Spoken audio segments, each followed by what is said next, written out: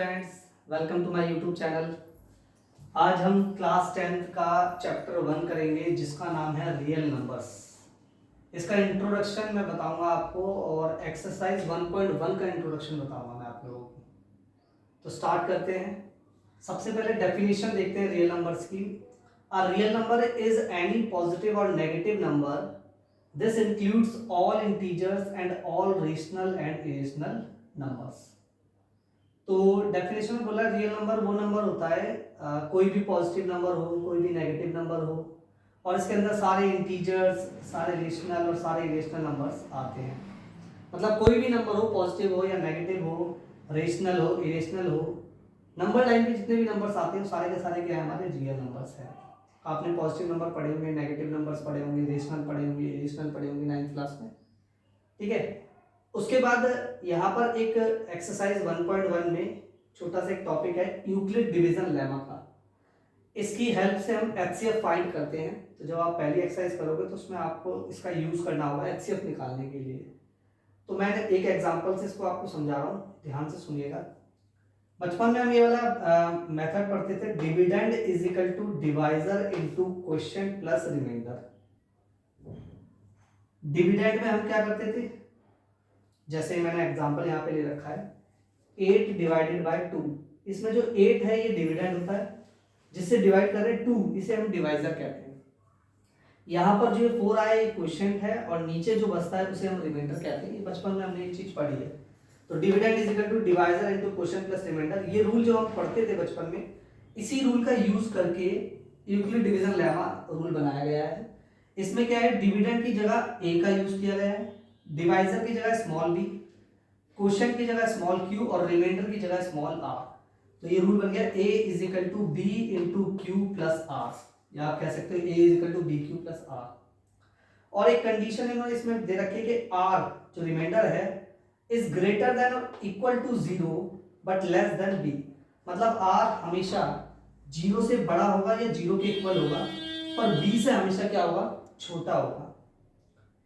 अब ये चीज पहले मैं आपको समझाता हूं यहाँ पे इसका मतलब क्या है। जैसे यहाँ पे मैंने एग्जांपल लिया है 8 डिवाइडेड बाय 2। तो यहाँ पे 8 को मैंने 2 से डिवाइड किया तो 2 4 जा 8, रिमाइंडर बचा 0। तो अब एक चीज देखिए, ये डिविडेंड हो गया, ये डिवाइजर हो गया, ये क्वोशिएंट हो गया और ये हमारा रिमाइंडर हो गया। तो यहाँ पे कंडीशन लिखिए कि जो रिमाइंडर है वो 0 से बड़ा हो सकता है। तो यहाँ पर 0 है और ये देखो 0 से बड़ा भी हो सकता है और 0 के इक्वल भी हो सकता है, इस तरीके से लिखा हुआ है। तो 0 हो सकता है और 0 से बड़ा भी हो सकता है, दोनों कंडीशन हो सकती है। तो यहाँ पर रिमाइंडर 0 आ रहा है, 2 4 जा 8, रिमाइंडर कितना आ गया, 0 आ गया। ठीक है, तो 0 आ गया और 0 से बड़ा भी हो सकता है। दूसरी कंडीशन कह रही है कि r जो है रिमाइंडर वो छोटा रहेगा हमेशा b से।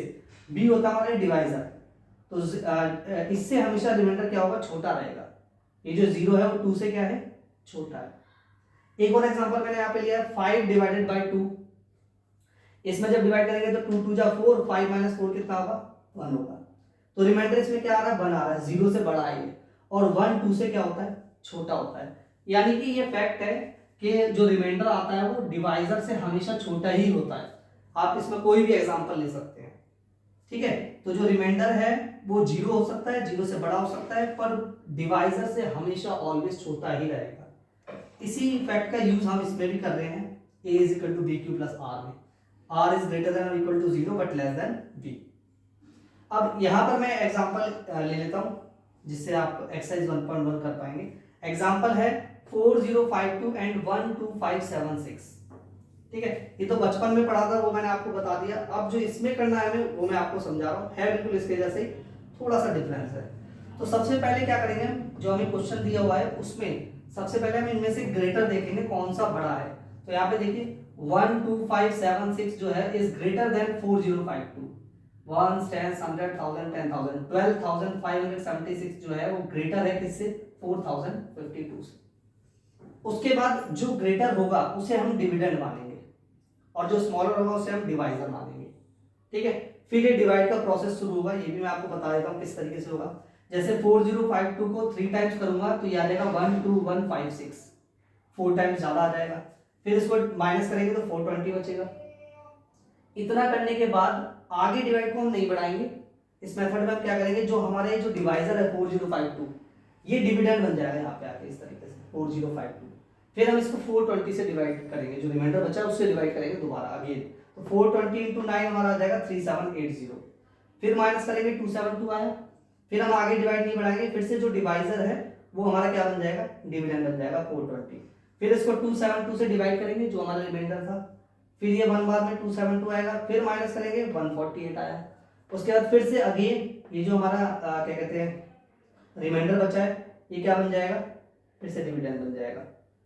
फिर इसको हम इससे रिमाइंडर से डिवाइड करेंगे। इस तरीके से ऐसे प्रोसेस चलता जाएगा जब तक रिमाइंडर जीरो ना आ जाए। इस तरीके से प्रोसेस चलता जाएगा। फिर ये फर्स्ट 124 बन जा 124, फिर यहाँ 24 आएगा, फिर ये दोबारा से डिविडेंड बन जाएगा, फिर 24 5 जा 120, फिर 4 आएगा, फिर ये 24 डिविडेंड बन जाएगा, फिर 4 6 जा 24, देन रिमाइंडर जीरो। जब तक जीरो नहीं आएगा प्रोसेस सेम चलता रहेगा।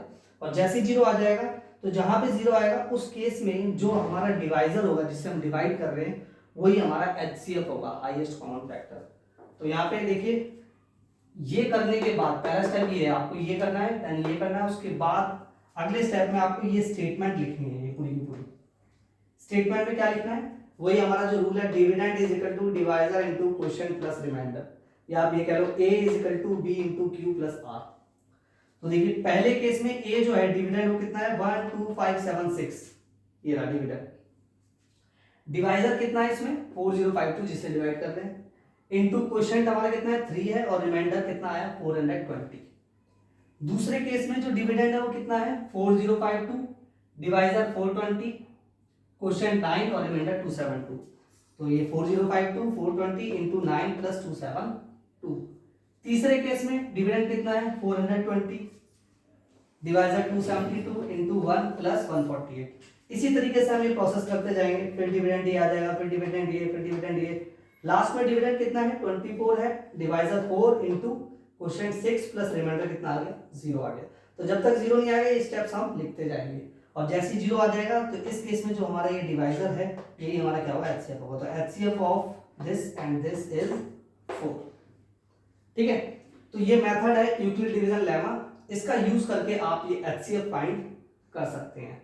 एक्सरसाइज 1.1 अगर आपको ये अच्छे से आपके कर लेंगे तो एक्सरसाइज 1.1 के आप क्वेश्चंस आसानी से कर सकते हैं। ठीक है, तो आज के लिए सिर्फ इतना ही है। अगली वीडियो में मैं एक्सरसाइज 1.1 भी लेके आऊंगा। ठीक है, तो आज के लिए इतना ही है। अगर आपको मेरी वीडियो अच्छी लगी तो इसको लाइक करें, शेयर करें, सब्सक्राइब करें। Thank you.